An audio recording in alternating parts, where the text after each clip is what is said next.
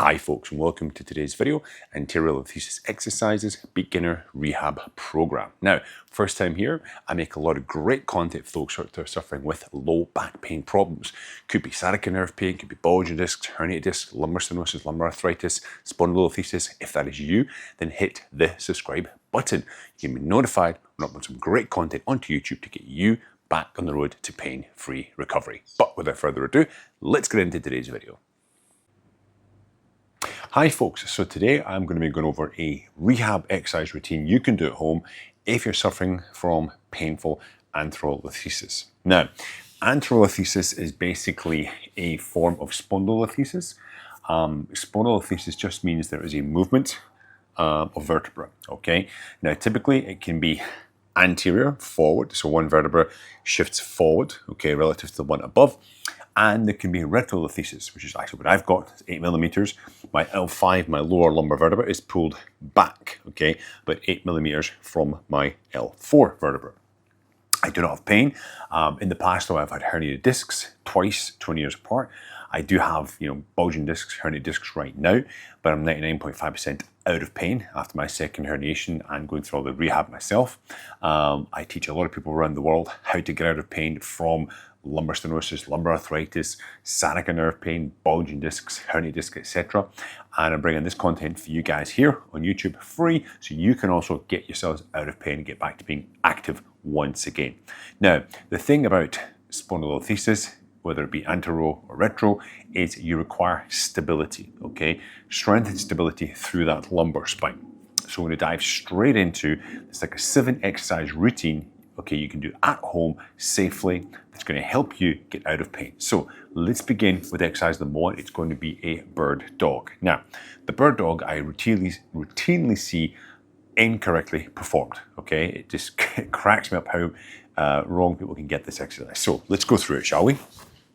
All right, so you want to be hands about shoulder width apart, knees hip width apart, okay? And I want to push my chest away. I don't want to be sinking down. I want to push my chest away, okay, from the ground. And you'll see my shoulders are slightly higher than my hips there. You want my spine to be neutral, so not excessively arched, not excessively curved here. I'm going to find a nice neutral position. And I'm going to use my right arm and my left leg. And I'm going to, as my arm goes out in front of me, my left leg goes back, okay? Now, I want to be pushing the leg backwards. Imagine my heel is going back. I don't want to be sticking my leg up like so. That puts extra stress on my lower back here. I want to be pushing it directly back, okay? Now, to help with the strengthening of the stuff across the spine, when you bring the arm up, I want you to make a fist, okay, as you bring the arm up. So, we're here again. So, right hand goes out and up, shoulder comes back, heel gets pushed back, pushing away from the ground, hold for a second, and come down. Touch the ground lightly, push back, squeeze, hold. Tuck my chin in, don't stick my head back, chin's not looking down towards the ground here. Okay, it's up, squeeze the shoulder blade back, heel gets pushed away and back, okay, with control. Now, make sure you pause at the top for a couple of seconds. I would advise 2, 4, maybe 5 reps, okay? One side, holding 2 seconds at the top, then change sides. Don't do right, left, okay? Do one side first, 2 to 4, 5 reps, a couple of seconds hold at the top, control. Other side, okay, same thing.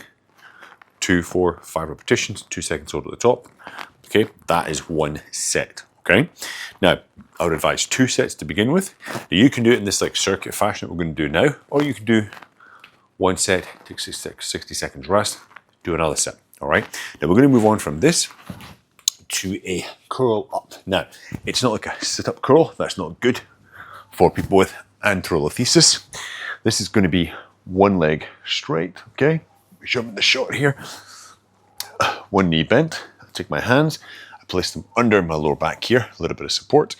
And all I'm going to do, I'm going to lift my elbows up to the side, contract my abdominals, and just lift up gently, hold for a couple of seconds, tuck my chin in, and come down. Elbows. So it's elbows, squeeze, abdominals, sit up, hold, 2, 3, 4 seconds, and come back down. In the beginning, you might only be able to hold for 2 seconds. That's perfectly fine. Okay, you're gonna work your way up to 3 seconds, 4 seconds, 5 seconds. Basically, so again, it's elbows, squeeze, contract abs, come up, hold, 1, 2, and come down. You can aim for 10 repetitions, okay, 1 set, and then the second set, you're going to change legs, but you've got to make sure you don't jerk the head forward, okay? You want to make sure you consciously lift the abdominals, not too high, all right? So it's just a case of the shoulders just come off there. So I can feel the contraction of my abdominals. That is more than enough, okay? Now, from there, we're going to move into a side position. I'm going to try a side plank, okay? This is all kind of core musculature work here. And we're going to go onto our knees, first of all. So we're going to have an elbow is beneath the shoulder, okay? I'm going to come up on my knees, hips come forward, and I can hold. Now, in the beginning, you might not be able to hold more than maybe 10 seconds. That's perfectly fine. Just come back down, okay? Is that all you can do is 10 seconds? That's perfect. Try the next time. Go for maybe 12. Come up, hold, okay, get your 12 seconds, and come down. With control, I'm not landing, I'm not jerking myself as I land. It's all with control. Make sure we do both sides, okay? Now you can make this much, much harder. As you advance forward, the next progression is to come up onto the edges of your feet, like so. But for most beginners, you want to start out on the knees here and just coming up, hips come forward, and you hold, okay? So we're working on this side portion of the musculature of the spine there. And we're going to go back onto our back here for a nice, simple hip extension. This is going to be working the glutes here, hamstrings, and a little bit of your lower back region as well. So you want your feet about hip width apart, okay? You can place your hands palms up, okay? Or palms down. If you put palms down, there's more chance you're going to push yourself up to help, okay? But we're going to start with your palms up, trying to engage those glutes. So to engage your glutes, you're going to squeeze the glutes, squeeze them, keep them squeezed, okay? Should feel like hard when you press them there. And then you're going to lift up, up, up, up as high as you comfortably can go. Keep the squeeze on, hold for 2 seconds, come down, down, down, down, down, and relax. And then squeeze them on again. Squeeze, hold, lift up, keep squeeze, hold at the top, 1, 2, and come down, okay? Relax, and again, squeeze, squeeze, hold, keep squeezing, lift, hold, 1, 2, and relax down. Now, you'd be aiming for, from 8 to 15 repetitions, okay? And you can increase the time you hold at the top, of course, as well, all right? But you don't want to be like hiking your back and forcing your back and extending your spine. You want to be lifting with the glutes, okay? You basically come up, squeeze, hold, and relax down, okay? Now we're going to keep working on the glutes this time. This is going to be what's called the glute medius, and this helps us sort of stabilize the sacrum and the lower back region. As I keep repeating, Anterolisthesis, it's all about stability of that lumbar region. Okay, now, this is what's called a clamshell, okay? Now you can have a towel here, a small pillow perhaps, on the edge of your hand. So we want to be shoulders and hips in line. I've got my feet just off to the side there, and I've got my top leg is on top, and I'm just going to very carefully, slowly open the top leg. I feel a contraction in the back of my glute here, slow and controlled. And you'll notice all the repetitions that have got movement, exercises that have movements, it is a slow, controlled motion, okay? I want to feel the muscles. I don't want to be like, just like this. It's all momentum. You rob the muscle of that movement. You don't feel the muscle working. You want to feel, squeeze, hold at the top, come back, squeeze, hold at the top. Now, you may do 10, 15, okay, within your working range. Then you obviously flip other side, okay, like so, just because you have to do it because there's 2 sides to the body. You want to work both sides, okay? And again, do your 10, 15 repetitions. Take a minute's rest before moving on to the next exercise. Squeeze, hold 1, 2, and come down. Now, the thing about, strengthening the whole kind of lumbar core region, that's great, but we also want to do movements which encourage, global movements at the same time as stabilizing our core. So for the next 2 exercises, we're going to be getting up off the ground. So it's going to be an upper body and a more global lower body exercise. Let's go. All right, so We're going to be doing a standing one-arm wall push-up. Why is this useful? When you do the one-arm push-up, okay, against the wall, you're fighting that rotation, and there's a lot of contraction of the deep spinal stability muscles here, primarily what's called the multifidus muscle, which helps a lot stabilizing your lumbar spine, okay? So you just need a wall. I've just got this back fence here, and I'm going to show you from like this angle and then a slightly off to the side angle as well. Now, you want to get up against your wall. Again, we want our feet a little bit hip width apart, it's fine, okay?